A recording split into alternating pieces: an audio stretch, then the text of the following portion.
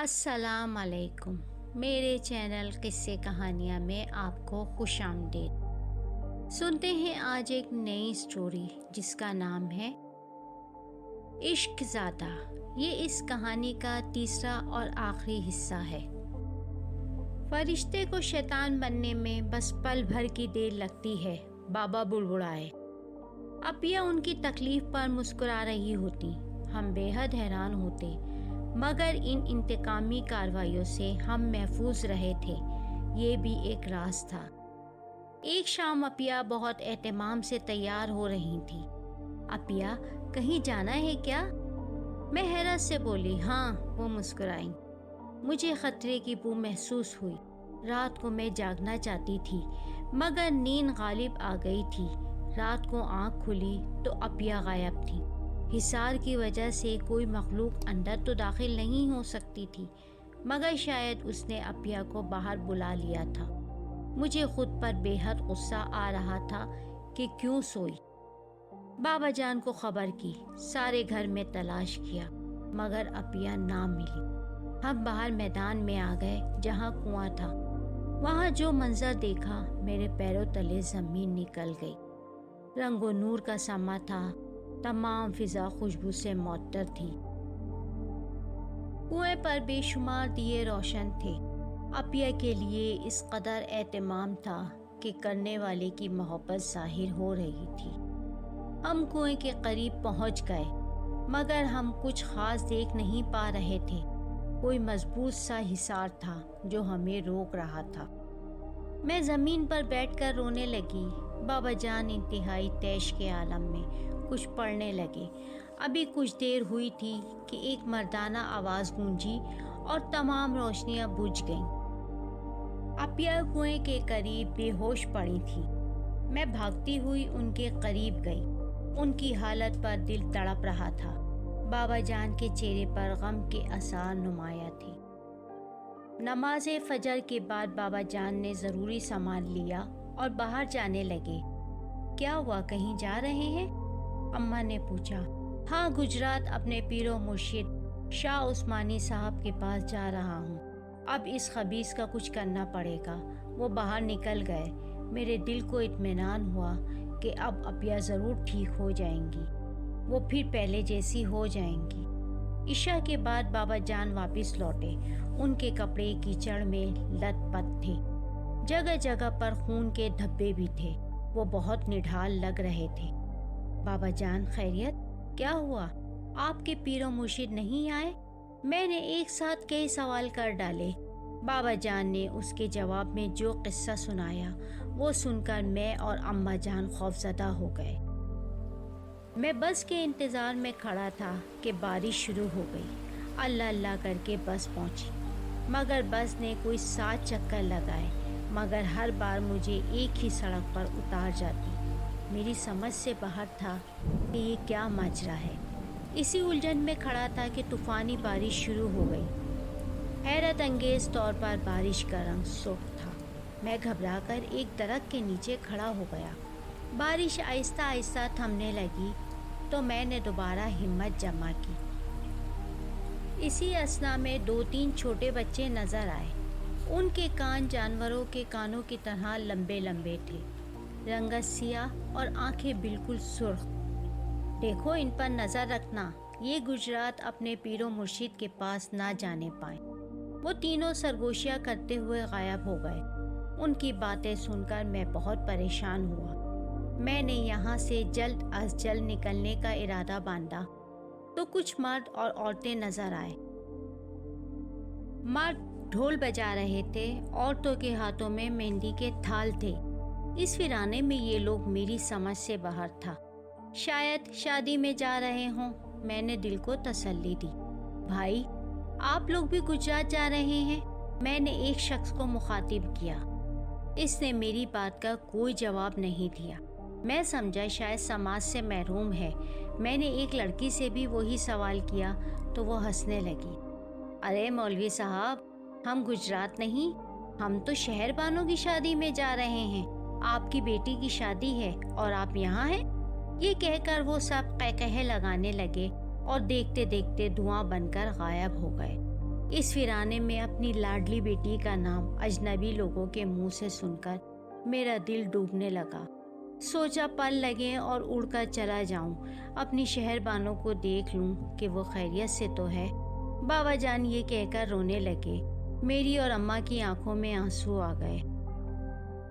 ये तो मुझे अंदाज़ा हो गया था कि मैं किसी शैतानी चक्कर में फंस गया हूँ। ये मुझे हरगिज़ शाह उस्मानी साहब से मिलने नहीं देंगे।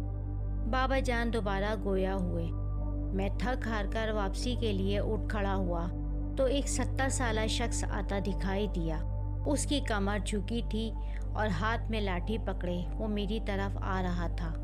मैं उसको शैतानी मखलूक समझ रहा था, मगर उसका नूरानी चेहरा दिल को तसल्ली दे रहा था।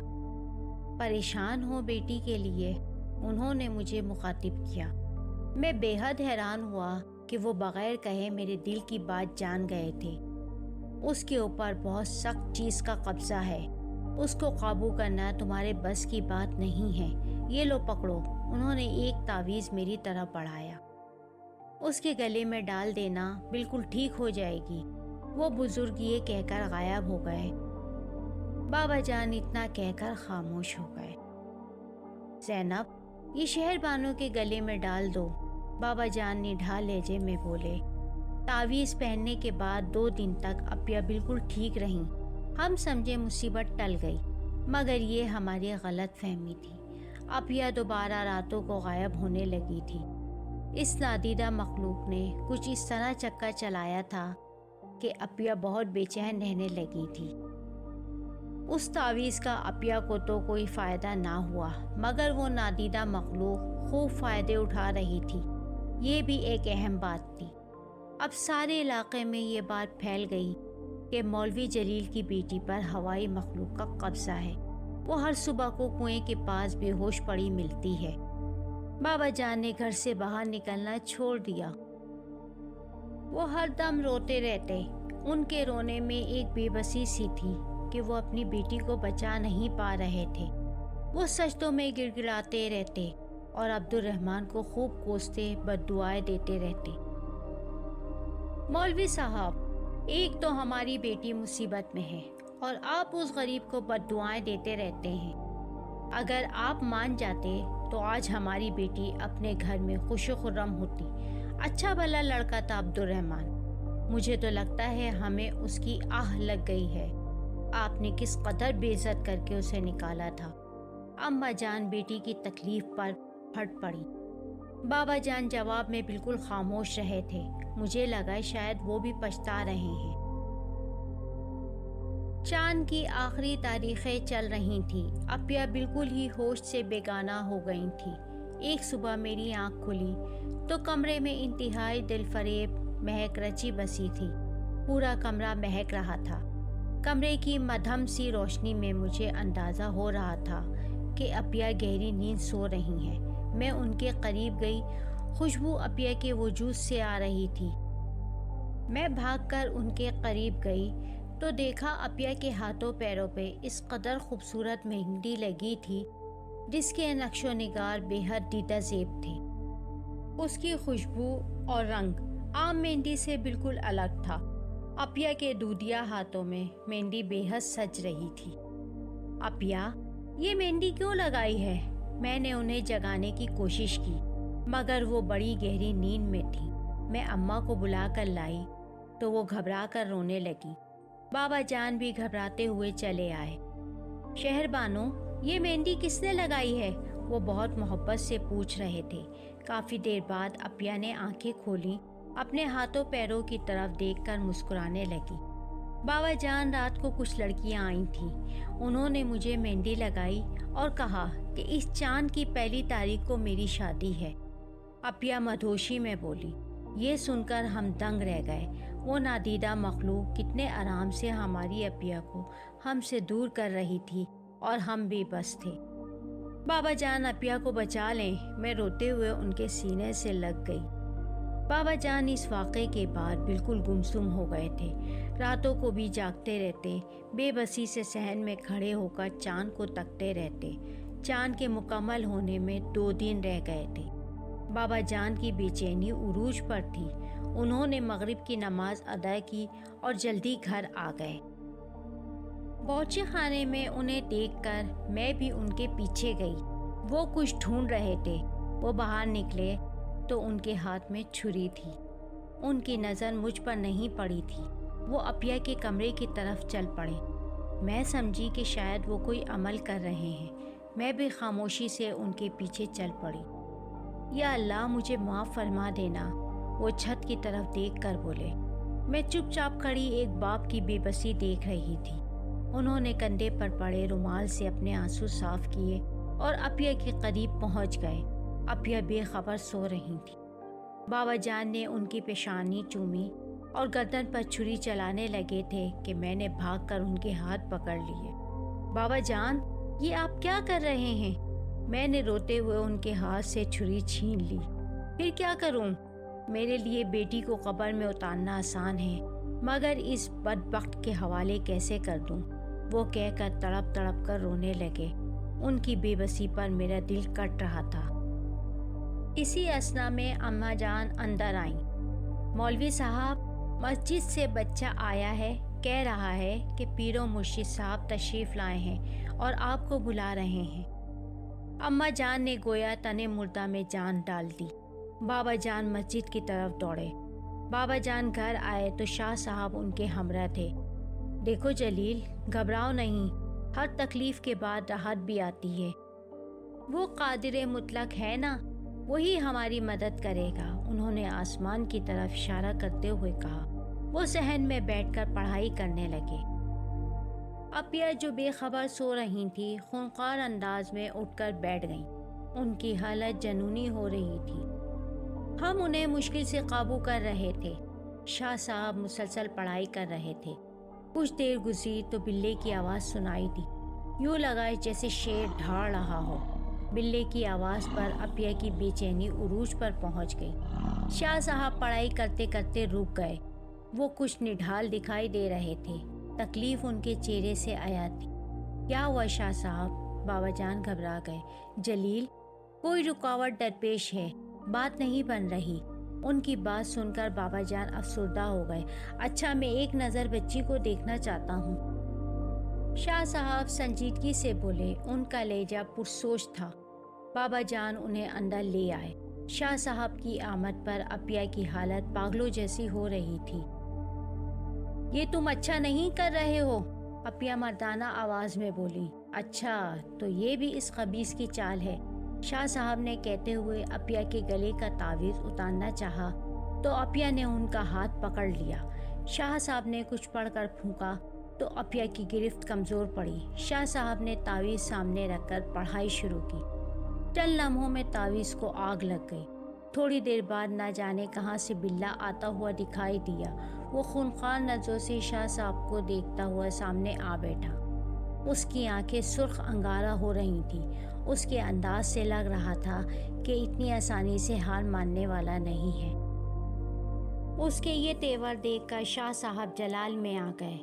پاس پڑی لوہے کی سلاخ پر کچھ پڑھ کر پھونکا اور اس کی کمر پر 2-3 بار اس زور سے ماری کہ وہ تکلیف سے بلبلا اٹھا اور دردناک آوازیں منہ سے نکالتا ہوا بے دم ہو کر گر گیا۔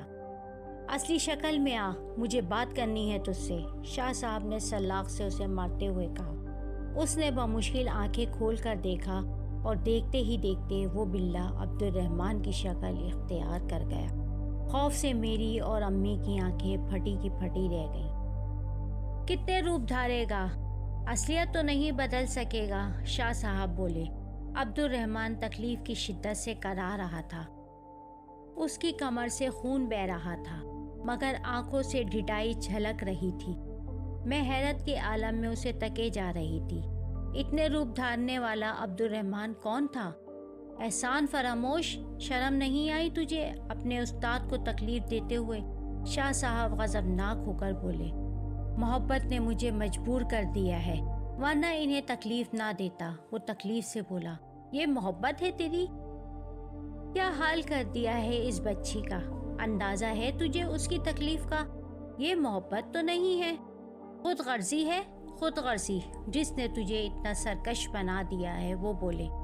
میں بھی تکلیف میں ہوں۔ یہ میری شادی نہیں ہونے دیتے اور نہ ہی اس سے ملنے دیتے ہیں۔ اب جو مجھے ٹھیک لگا میں نے کیا، اور محبت اور جنگ میں سب کچھ جائز ہے۔ وہ انتہائی سرکشی سے بولا۔ شاہ صاحب خاموشی سے اسے گھور رہے تھے۔ انسان ہمیشہ ہم سے عہد و پیمان لے کر ہمیں ہماری محبت چھوڑنے پر مجبور کرتے ہیں۔ اس لڑکی نے بھی مجھ سے وعدہ کیا ہے شادی کا، اور ہماری قوم اتنی آسانی سے کسی کو وعدے سے پھرنے نہیں دیتی۔ وہ مضبوط لہجے میں بولا۔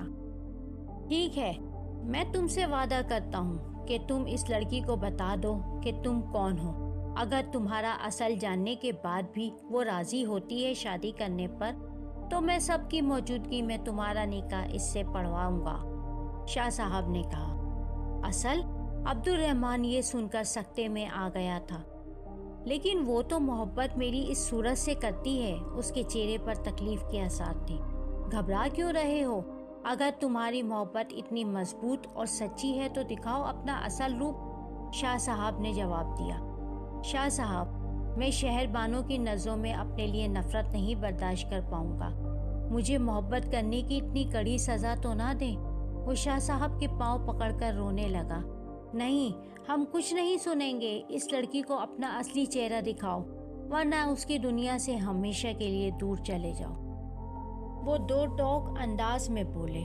سب اسے بے بسی سے آنسو بہاتا ہوا دیکھ رہے تھے۔ وہ رو رہا تھا، تڑپ رہا تھا۔ مجھے لمحے بھر کے لیے اس پر بہت ترس آیا کہ اپیا کو اس کے حوالے کر دوں۔ شاہ صاحب کے حکم پر میں اور اماں جا کر اپیا کو پکڑ کر لے آئے اور عبد الرحمن کے سامنے بٹھا دیا۔ عبد الرحمن اپیا کو حسرت بھری نگاہوں سے دیکھنے لگا۔ اپیا کو کھو دینے کی تکلیف اس کے چہرے سے عیاں تھی۔ دکھاتے کیوں نہیں اپنا اصل روپ؟ بتاؤ اسے کہ تم انسان نہیں، ایک جن زادے ہو۔ شاہ صاحب غصے سے ڈھارے۔ جن زادہ؟ یہ الفاظ اپیا کی سماعت سے ٹکرائے تو وہ بے ہوش ہو گئیں۔ میں نے اور اماں جان نے خوف سے اپنے چہروں پر ہاتھ رکھ لیے۔ عبد الرحمن بھائی جو اپیا سے محبت کرتے ہیں وہ انسان نہیں ہے؟ عبد الرحمن کی آنکھیں شدت گریہ سے سرخ ہو رہی تھیں۔ اس نے صدمے سے اپیا کے بے ہوش وجود پر نظر ڈالی۔ وہ جس شہر بانوں سے محبت کرتا تھا وہ تو بے ہوش ہو چکی تھی، مگر اصل شہر بانو ہوش میں آ چکی تھی۔ عبد الرحمن محبت کی جنگ ہار چکا تھا۔ اس نے ایک غمزدہ نگاہ اپیا پر ڈالی اور غائب ہو گیا۔ اور اس دن کے بعد سے بابا جان نے کسی کو بھی اپنا شاگرد نہ بنایا تھا۔ سچ ہے، آگ واقعی آگ کو نہیں جلا سکتی، مگر آتش محبت نے ایک جن زادے کو جلا کر راکھ کر دیا تھا، اور ساتھ ہی جو اعتماد کا خون ہوا تھا اس کا کوئی مول نہ تھا۔ اگر آج کی اسٹوری آپ کو پسند آئی ہے تو ویڈیو کو لائک کر کے اپنے دوستوں اور جاننے والوں سے ضرور شیئر کریں۔ اگر آپ نے ابھی تک چینل کو سبسکرائب نہیں کیا تو نیچے دیے گئے سبسکرائب کے سرخ بٹن کو کلک کر کے ساتھ موجود بیل آئیکن کو پریس کریں تاکہ نئی آنے والی ویڈیوز کی نوٹیفیکیشن آپ کو بر وقت مل سکے۔ شکریہ۔